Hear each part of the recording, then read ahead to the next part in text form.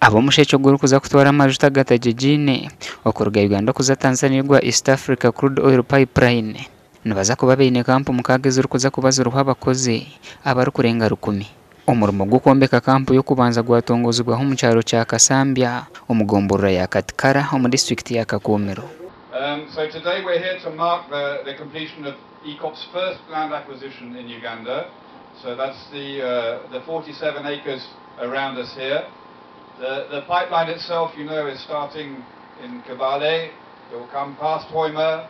It will cross under the road about 1 kilometer, 1.5 kilometers north of here.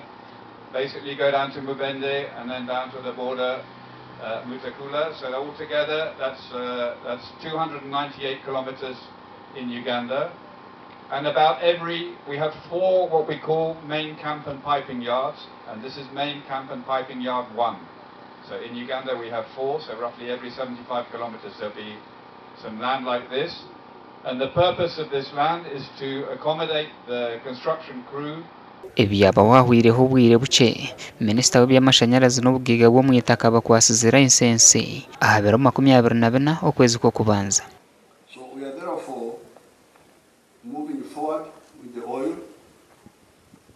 This oil is not a problem at all, because first of all, the carbon dioxide which comes from these fossil fuels is not necessarily a problem if it is handled well.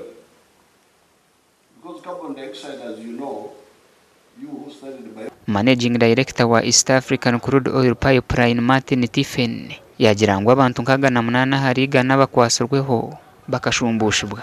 Umushikirwa w'ubukama bwa bunyoro kitara Andrew byakutaga wabari umugenyi mukuru yahamya ngo imirimo yo kwetebekana zo kutimba amajuta etungwire cyanga cyabo.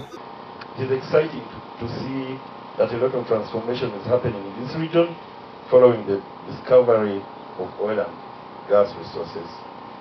For the first time in history, the entire Bunyoro region has been opened up with tarmac roads.